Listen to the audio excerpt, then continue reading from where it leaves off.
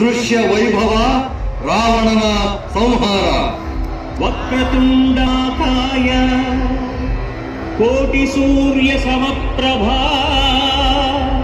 ನಿರ್ವಿಘ್ನಂ ಕುರು ಮೇ ದೇವ ಸರ್ವಕಾರ್ಯೇಷು ಸರ್ವದಾ.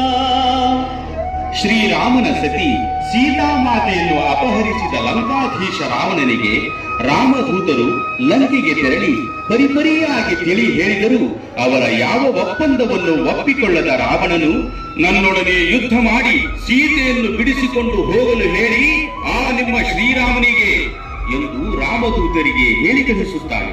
ಆಗ ಶ್ರೀರಾಮನು ವಾನರ ಸೈನ್ಯದೊಂದಿಗೆ ಯುದ್ಧಕ್ಕೆ ಸನ್ನದ್ಧನಾಗಿ ಬರುತ್ತಾನೆ. ಆಗ ರಾವಣನು ಶ್ರೀರಾಮನನ್ನು ನೋಡಿ,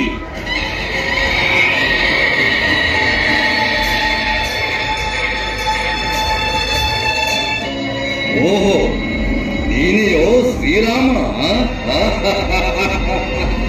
ಹಸುಳೆಯಂತೆ ಕಾಣುವ ನೀನು ನಾನು ಕಳಿಸಿದ ಅತಿರಥ ಮಹಾರಥರನ್ನೆಲ್ಲ ಸಂಹರಿಸಿರುವಿ ಎಂದರೆ ನೀನು ಪರಾಕ್ರಮಿಯೇ ಸರಿ. ಆದರೆ ಈ ದಶಕಂಠ ರಾವಣನನ್ನು ಸಂಹರಿಸುವುದು ಅಷ್ಟು ಸುಲಭವಲ್ಲ.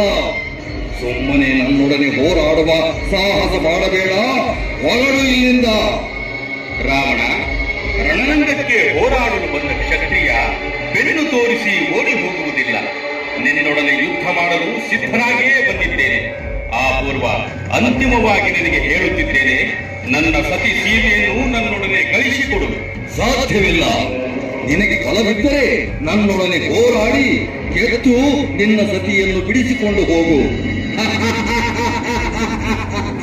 ಸರಿ, ಹಾಗಾದರೆ ನೋಡು ನನ್ನ ಬಾಣದ ರುಚಿಯನ್ನು.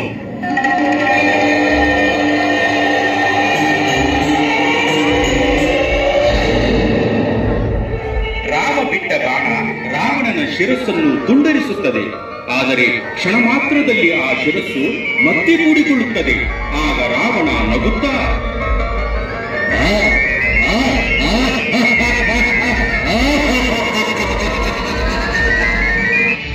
ನೋಡಿದೆಯಾ ಶ್ರೀರಾಮ ಈ ಲಂಕಾಧೀಶ ರಾವಣನ ಸಾಮರ್ಥ್ಯವನ್ನು? ಮುಂದುವರಿಸು ನಿನ್ನ ಶರಪ್ರಯೋಗದ ಉಚ್ಚಾಟವನ್ನು. ರಾವಣ, ಅಹಂಕಾರದಿಂದ ಅಪ್ಪರಿಸಿ ನಗಬೇಡ. ಈಗ ಎದುರಿಸು ನಾನು ಬಿಡುವ ಈ ಬಾಣವನ್ನು.